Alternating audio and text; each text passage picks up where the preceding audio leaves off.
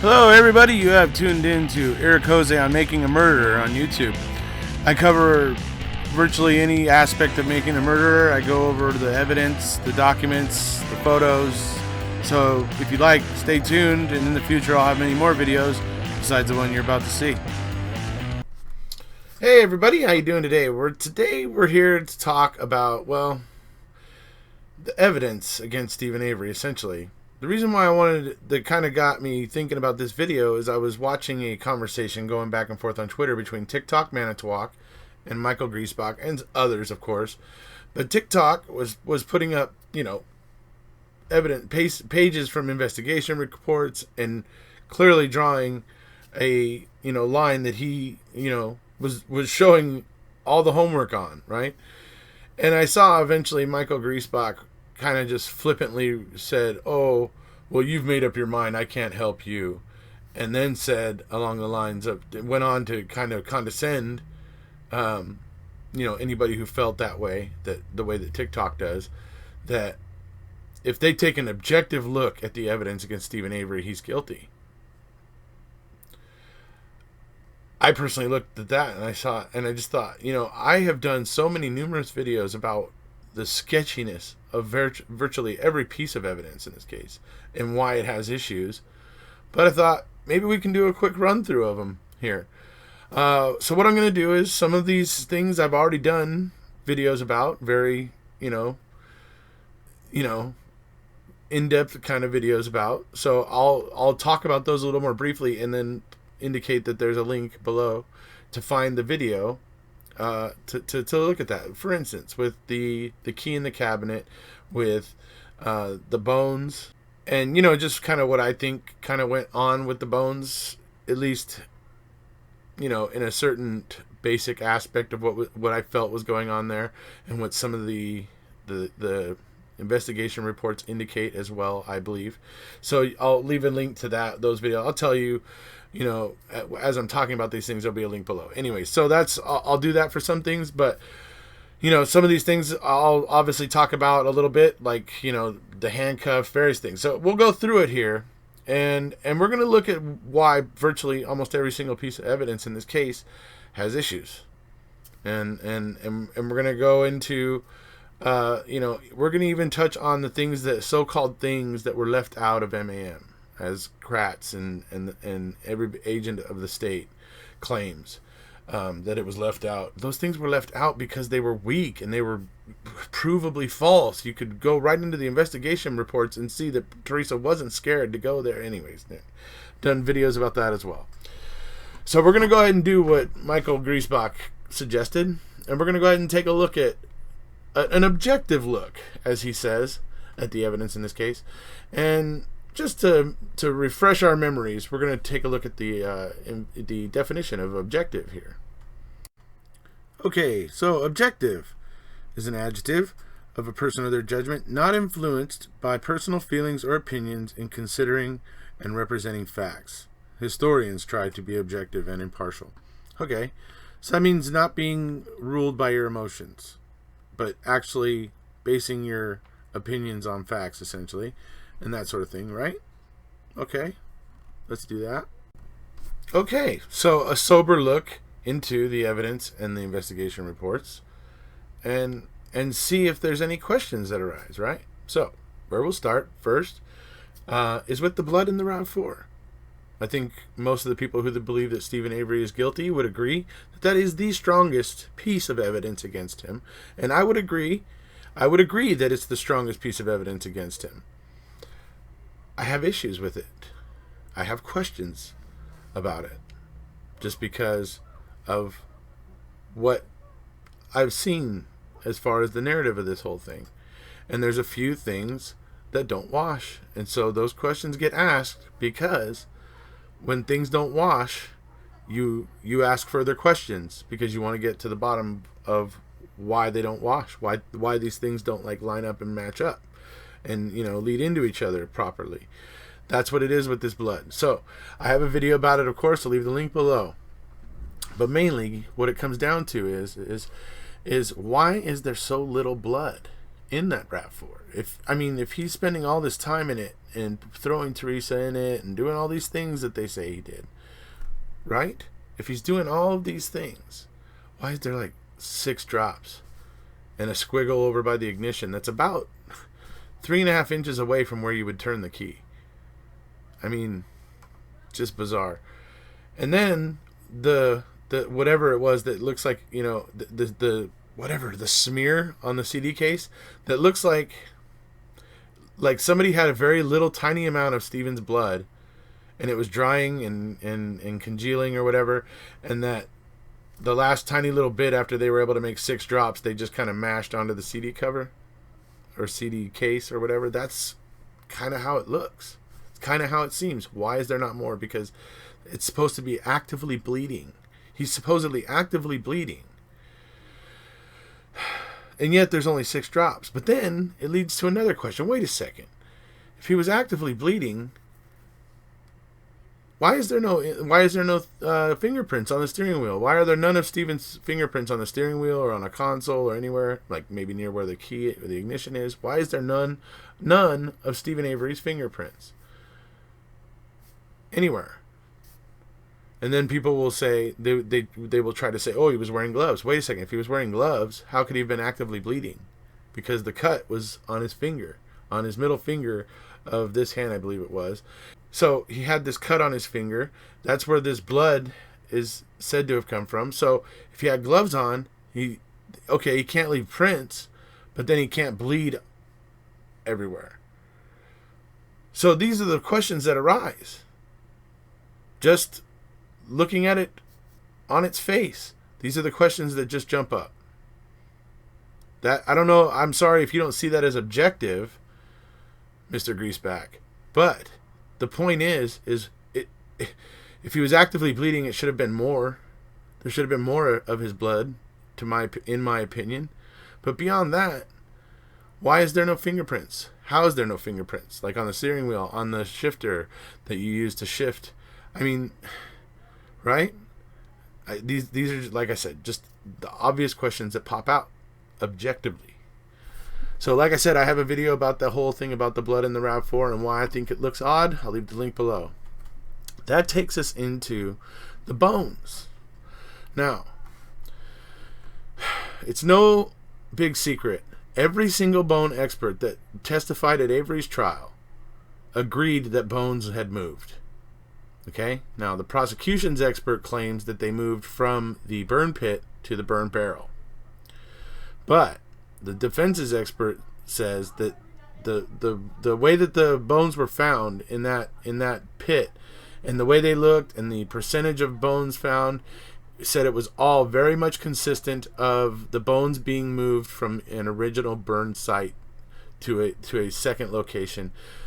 He said, with the percentage of about 60 to 70% of the bones being found, and the way that they were like splintered, the way they were, it just all the indicators in it point to it was burned elsewhere and then moved to that burn pit. But beyond that, there's the fact that the bones weren't found until the 8th. They had these cadaver dogs all over Avery Salvage and stuff, but they were reluctant to take the dogs near Stephen's trailer when it was like optimum conditions and sunny, when the dogs are at their maximum effectiveness. They waited until it was like sleety rain and stuff like that to then take them over by the Stephen's residence and Barb's trailer and that sort of stuff. Odd decision to make, very strange. It basically nulls out. In a lot of ways, it basically hugely cuts the effectiveness of these dogs.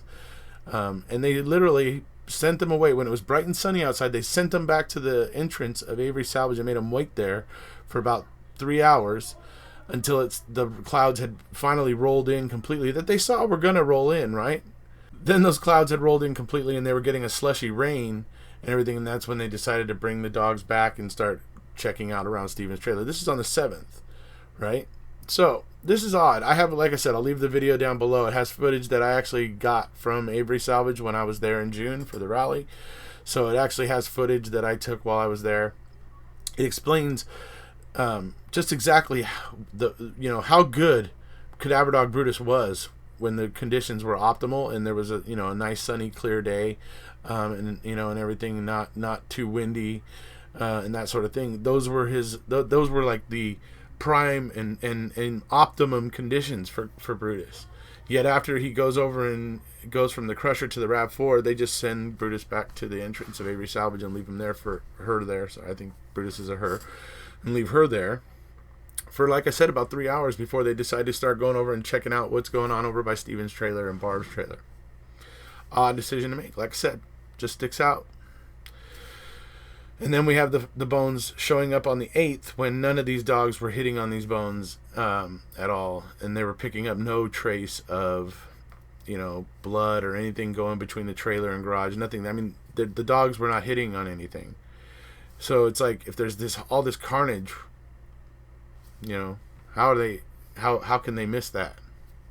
So that's just the other thing that occurs. Then you got the fact that there's absolutely zero forensic evidence in the trailer to suggest that anything happened at all, except for, and this brings us to the next piece of evidence, the handcuffs that Steven had bought a couple days before him and Barb had gone to a shop together or whatever. He had bought these handcuffs or whatever. The whole thing that's odd to me is that the handcuffs that they found in Avery's bedroom all had a mixture of his and Jody's DNA on them, none of Teresa's DNA. So those don't even help. But yet you'll hear them talk about, like people that believe Steven's guilty, you'll hear them talk about those handcuffs like, those are the damning thing. It's like, no, those handcuffs don't have Teresa's DNA. They have Steven and Jody's DNA on them. Okay? There's like no evidence to suggest that anything happened there in the trailer. Right? That's another issue. So the handcuffs are kind of what they don't really mean much. Then we'll move over to the garage. Okay. The garage then yields the bullet. Now the thing about the bullet is it's number one found 4 or 5 months, 5 months essentially.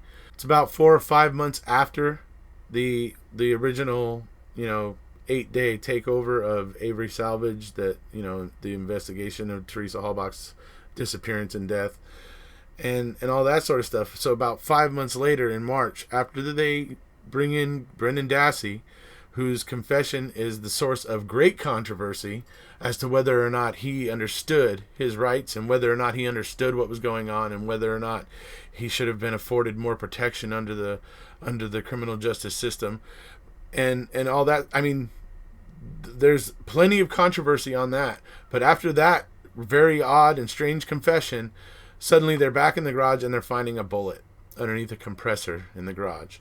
Let me tell you a little something for those who don't know. They jackhammered a crack in that garage. It's shown in MAM that they were jackhammering into that crack expecting to find Teresa's blood in that crack.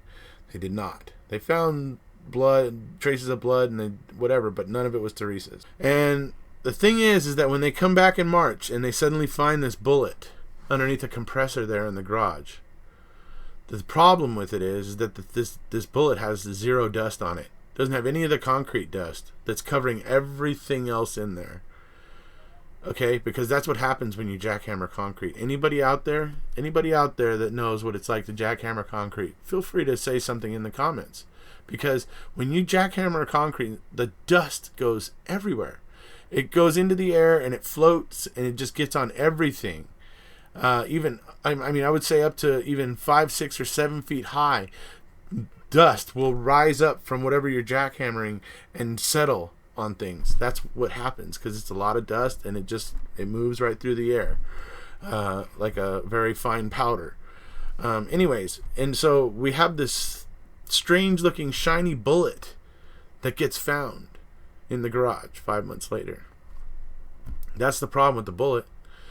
And, well, amongst other things, that at one point it traveled along with Teresa's pap smear and it just happened to be riding with certain things that had Teresa's DNA on them, in them, and various things that are just odd about it. But most of all Most of all is the fact that this bullet has no dust on it. Anybody that understands what it's like with concrete dust will know that it's impossible for it to have not had any dust on it, because if it was there when they shot Teresa, it was there when the garage floor got jackhammered, and so it should have been covered with dust.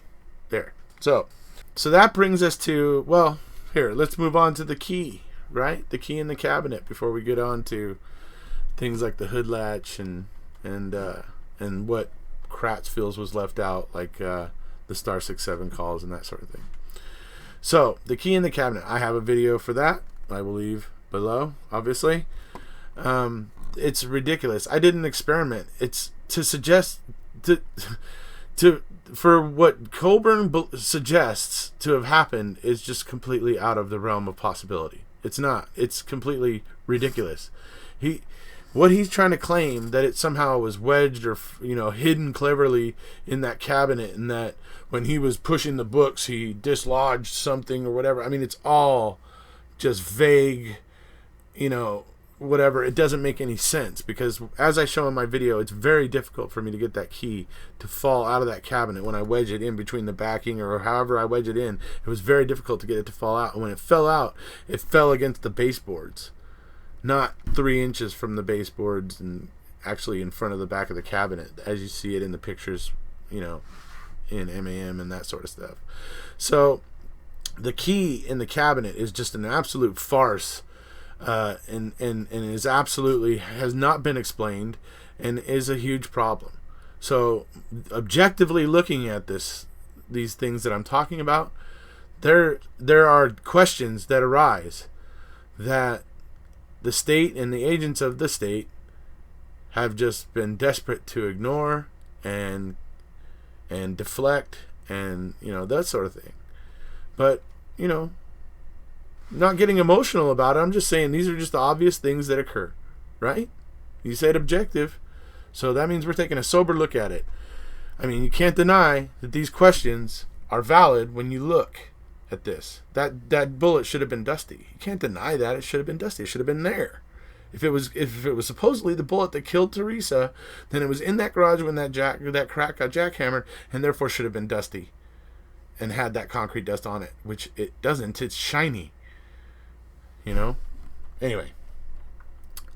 So then we'll move on to, like, for instance, the whole thing that Kratz says about the things that were left out of the documentary, which brings us to the star 6-7 calls and how Teresa was afraid to go to Avery Salvage. No. In my opinion, the star 6-7 calls are Stephen just was doing that by default at the time, because he was becoming a bit of a local celebrity or whatever, so he was just kind of doing that by default. I don't think that really pertains to anything. As far as Kratz saying that Teresa was scared of Stephen, no. We have in the investigation documents, and I have shown it before, that Teresa was not afraid. She knew, eventually was given the address and knew exactly where she was going, and was quite happy to be going there and had no problems with it. So the funny thing is that there was somebody at the time calling Teresa, leaving voicemails, and everything, and her own friend and co-worker, basically, or co-business owner kind of thing, Tom Pierce, attests to seeing her receiving some of these calls, but it wasn't Stephen. Okay? And then when we get to trial, we find out some voicemails get erased. We find out that, we just find out these really strange things happened that might have led to somebody who was actually harassing Teresa at the time. But we have nothing on that. And nobody sees any, and nobody seems to see how it's relevant that in a very sensitive time of when this crime was happening and the investigation was happening, that voicemails were getting deleted and nobody can explain it, is somehow not relevant. Yeah, well, she was getting harassed, but it wasn't Stephen Avery, as Kratz would try to have you believe, as this is what was left out of MAM. Another thing, the hood latch DNA. Kratz talks about how the hood latch DNA was left out of MAM. The hood latch DNA is ridiculous. Okay?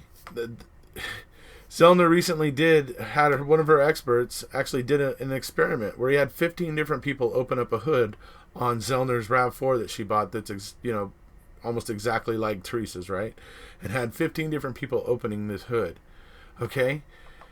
The amount that Stephen left on the hood latch supposedly was 1.9 nanograms. Okay, look, that means almost 2 full nanograms. Just shy of 2 full nanograms. Okay.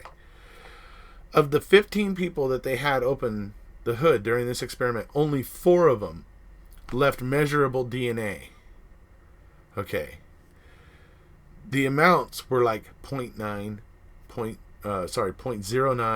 0.07, 0.06. Okay. That's how much DNA was getting left on this hood latch when you would open it up and use your fingers to unlock it and whatever and so you could bring the hood up. All less than 1/10 of a nanogram. You understand the discrepancy between 1/10 of a nanogram and almost 2 full nanograms. So, objectively speaking, it's weird that there's almost 2 full nanograms of Stephen's DNA on that hood latch, which makes it suspect. Okay, so moving on. All right, so what else do we have that they claim is evidence, sure evidence that Stephen Avery did this? Those are really, honestly, those are the main pieces of evidence against Stephen. And like I said, the strongest one is the blood in the RAV4. It is. Honestly, I will concede that it is the strongest piece of evidence against, Stephen Avery. But it's still damn odd. And that's the issue. It's so freaking odd how there's only 6 drops and there's the little squiggle that's 3.5 inches away or so from the ignition, and then there's the blood just getting mashed into the CD cover, like what Stephen was going through Teresa's CDs and playing some of her CDs while he was doing all this, and that's how he got blood all over. I mean, anyways, like I say, it's just weird, odd, and I'm just saying that objectively. I'm just saying it. This stuff isn't as convincing as maybe some wish it was, but it's really not. It's lacking,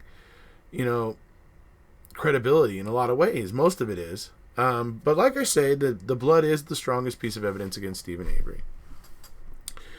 But just like with every other piece of evidence in the case, and all that other stuff, it's all, which is all ended up being found by Manitowoc County, or Manitowoc County Sheriff's Department was very nearby when anytime evidence was found in this case. I mean, you think about it, they went from November to March finding nothing at all.